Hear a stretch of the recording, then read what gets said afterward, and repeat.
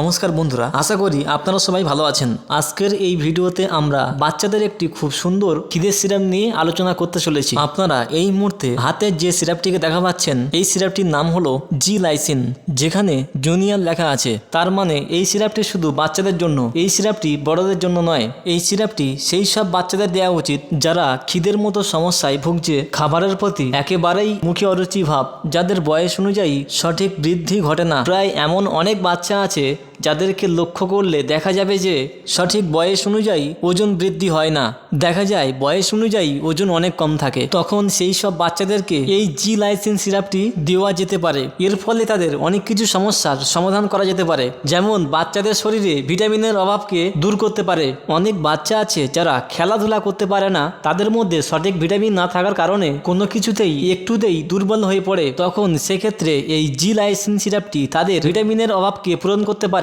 কারণ আপনারা ভালো করে লক্ষ্য করলে দেখতে পাবেন যে এই সিরাপটির একদম ওপরেই লেখা আছে ভিটামিন বি কমপ্লেক্স। এর মানে এই সিরাপটি বাচ্চাদের দেহে ভিটামিনের অভাবকে দূর করতে পারে। যদি আপনি নতুন হয়ে থাকেন, দয়া করে আমাদের চ্যানেলটিকে সাবস্ক্রাইব করবেন। এই জন্য এই সিরাপটি খুব ভালো একটি পছন্দের সিরাপ, কারণ এই সিরাপটি শুধু বাচ্চাদের খাওয়ালেই যে খিদে বাড়বে তা নয়, খিদে বাড়ার সাথে সাথে ভিটামিনের ঘাটতিকেও পূরণ করতে পারে। এই সিরাপটির মধ্যে লাইসিন আছে। এই লাইসিন আমাদের শরীরের ক্যালসিয়াম শোষণ করতে সাহায্য করে এবং ক্যালসিয়াম ধরে রাখার ক্ষমতা বাড়ায়। এছাড়া প্রস্রাবে ক্যালসিয়ামের ক্ষয় কমাতে সাহায্য করে, যা হাড়ের স্বাস্থ্যের জন্য উপকারী। এবং অস্টিওপরোসিস হাড়ের একটি মারাত্মক রোগ, এই রোগের ঝুঁকি কমাতে পারে। এছাড়া এই সিরাপটির মধ্যে গ্লুটামিক অ্যাসিড আছে, যা বাচ্চা এবং বড়দের ব্রেনের বিকাশ ঘটাতে সাহায্য করে। এছাড়া মস্তিষ্কের নিউরোট্রান্সমিটার হিসেবে বিশেষ ভূমিকা পালন করে। তাছাড়া ব্রেনের স্মৃতিশক্তি বৃদ্ধি করে। নেক্সট, আপনারা এই সিরাপটির একেবারে শেষে যদি লক্ষ্য করে থাকেন যে,